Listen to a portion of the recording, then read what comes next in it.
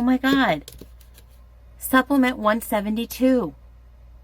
Kohberger was in custody, incarcerated, when these Reddit surveys were made and posted from Florida. Sure about that? They were fake. Nope. So here's the document, and right here it says, in summary, in reviewing the contents associated with the blank to sales edu email, I found 2 accounts associated with the email. The first account name was blank and registered date was December 30th, 2022. The registration LP was blank, redacted, which showed the location near Tampa, Florida. So this one, the email address showed it was verified. It was not verified. During these dates, Kohberger was incarcerated and was not in Florida with this information. I believe this count was fake. Let me show you something! Okay, I'm going to show you parts of the document that Phoenix neglected to show you. I don't know if she just didn't read through the document very well, or she just ignored it because it didn't fit her narrative, but this part talks about the Gmail account that he used for Reddit, because they found both a dsales.edu and a Gmail account. And this one says, in reviewing the contents associated with the redacted Gmail, I found the account name was redacted and the registration date was September 24th, 2021 at 10:54 UTC.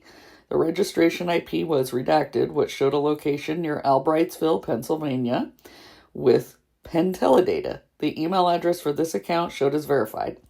So he created a Reddit account back in September 24th, 2021 with his Gmail account.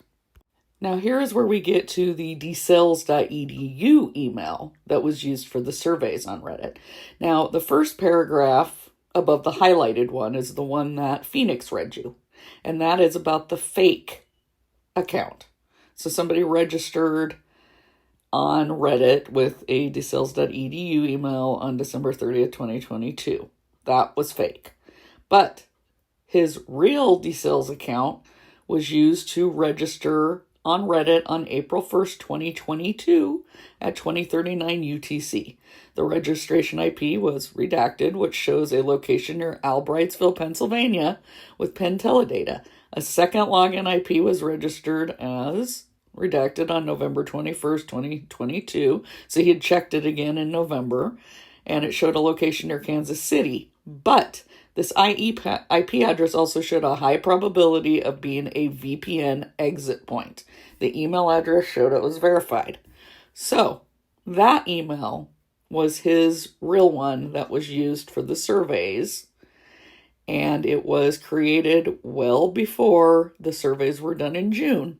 Has nothing to do with the fake account that came out in December. Also, Kathleen Ramsland has verified the surveys. His classmates have verified the surveys. DeSales University verified that the surveys were his and done through him. So that is not in question. And just for good measure, to show that he was communicating on Reddit about the surveys, this is an email he had sent to the subreddit owner about why his post was removed. And it was because he was new and didn't have karma points, etc. But there's communications back and forth between him and the subreddit owner. And that was on the dsales.edu. Was definitely his account, not fake. Surveys weren't fake. So not only do we have this survey showing it was fake, there's some other information. I'll put the documents at the end, but also the Tinder was fake too, guys. Look at what all this misinformation has done to somebody. Not this time. Now, Phoenix is also wrong about Tinder. It would have been helpful had she pulled up the Tinder warrant to show you, but of course she didn't. She just showed you the Reddit one and then made the claim about Tinder. But this was from Tinder, and they received the email back from Tinder in January 2023. Reviewing the contents, I found several unique identifiers associated with blank, associated with redacted, and that was his Gmail account. and they had UIDs that were also associated with the phone number of redacted, and the next page has the UIDs, but those are all redacted. But that was his Tinder account. It used his Gmail email. So Phoenix is batting 0 for 2. But I just wanted to show you these because read the documents, folks. It's important. Don't trust me. Don't trust anyone. Read them for yourself. It's important to not go off of what people on social media are saying.